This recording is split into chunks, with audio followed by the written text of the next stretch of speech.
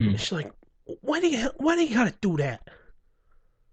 And she said, well, you said you've been feeling dizzy. We want to make sure that, if if it's, because you're getting up at like a quick pace or something like that, we need to, tell you slow it down a little bit here. We just want to make sure we get the right diagnosis here.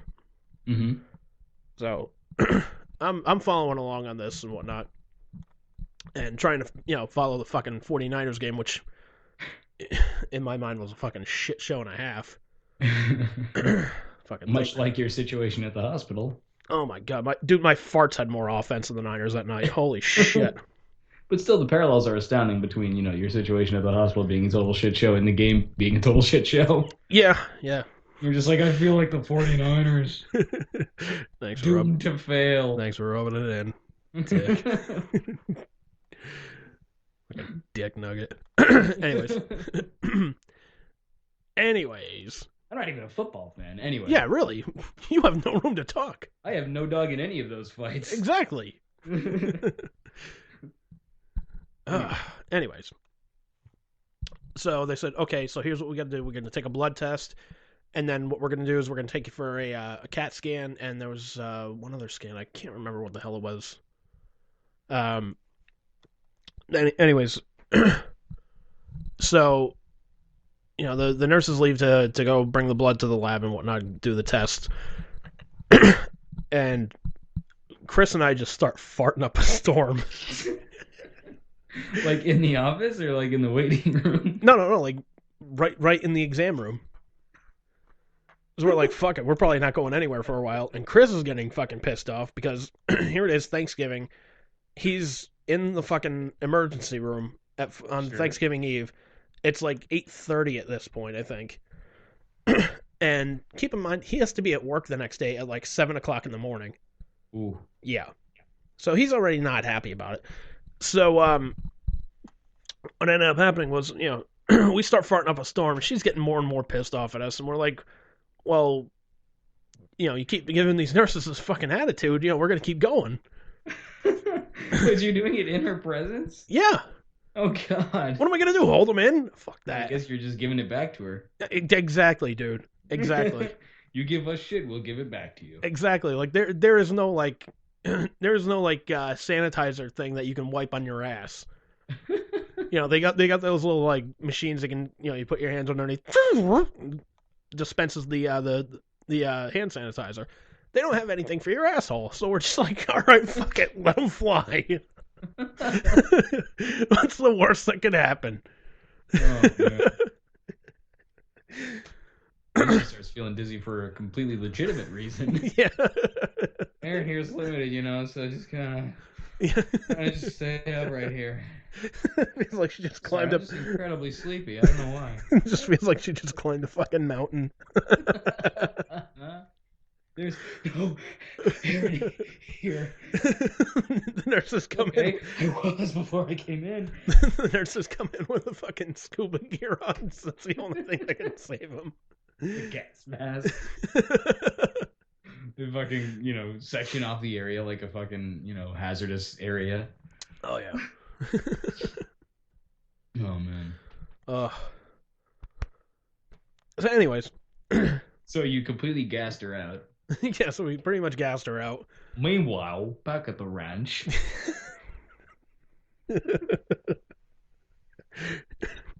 Meanwhile, back in the room of farts.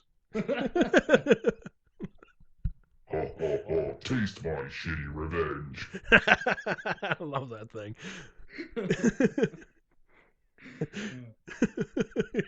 Meanwhile, back at the Hall of Shit. um, yeah. So, anyways, what the hell was I even talking? All right, yeah. So we're farting up a storm and whatnot, and we're just giggling like fucking schoolgirls at this point. Chris is getting a Shit little. child in the fart, man. Well, yeah, because we gotta laugh somehow because Chris is getting fucking pissed off because his mom's giving the fucking attitude to the nurses and whatnot.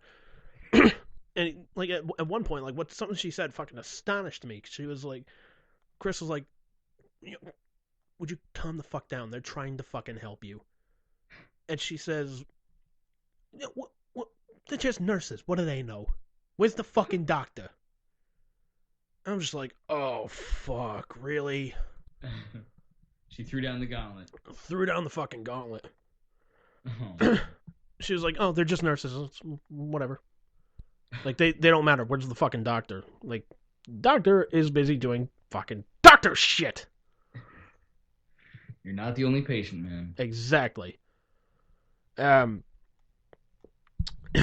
so so they got her hooked up with an IV with fluids and whatnot, get her a little bit hydrated. They just said, okay, well, you said you were throwing up, you said you had diarrhea and whatnot.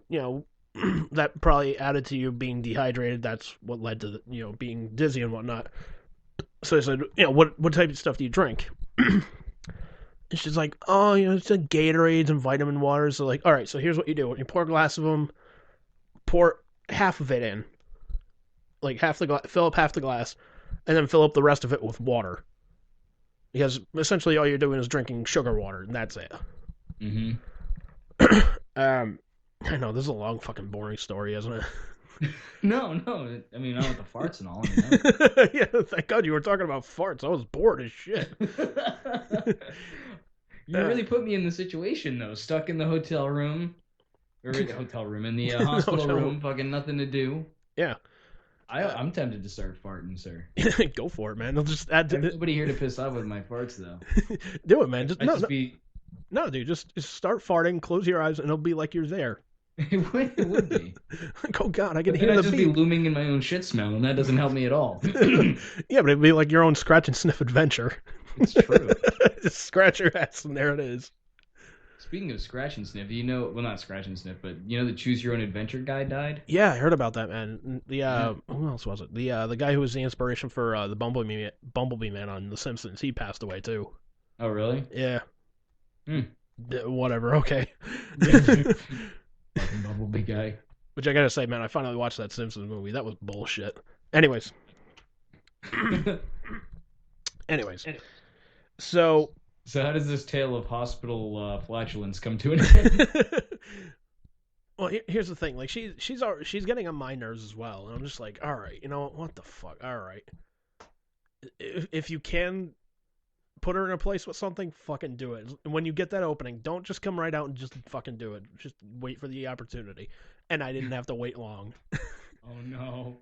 Because I'm sitting there on my phone, just like checking emails from work and whatever have you, and Chris is sitting over there just texting somebody, I don't know who, but whatever. And she looks at me, she goes, Andy, we really need to get you a girlfriend. Oh. I'm like, dude, I felt like a running back with an open field. I was like, perfect.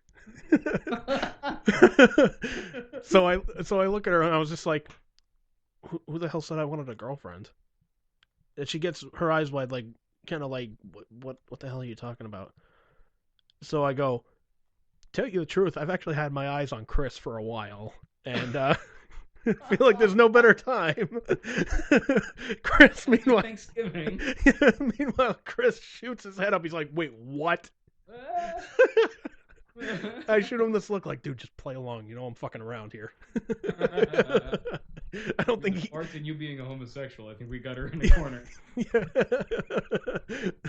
Those weren't farts, they were mating calls. What the hell's wrong with you? You didn't get the memo?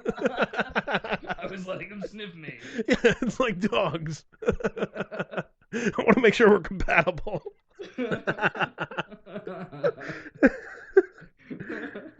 Oh shit, dude. So yeah, so she's dropping her jaw like, excuse me. I was like, calm the fuck down. I'm not gay.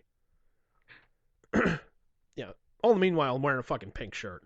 I know it doesn't help my case. Doesn't help. Yeah, it doesn't help doesn't help my case, but Yeah. So it's getting later and later. It gets to, let's say, about like 10:30, and the nurse comes around, and she's like, all right, you feeling a little better? You look like you have, there's better color in your face, and you're looking a little bit better. She's like, the options I can give you are, we can check you out of here now, or we can give you a second bag. It'll take like half an hour, and we'll just let you go after that.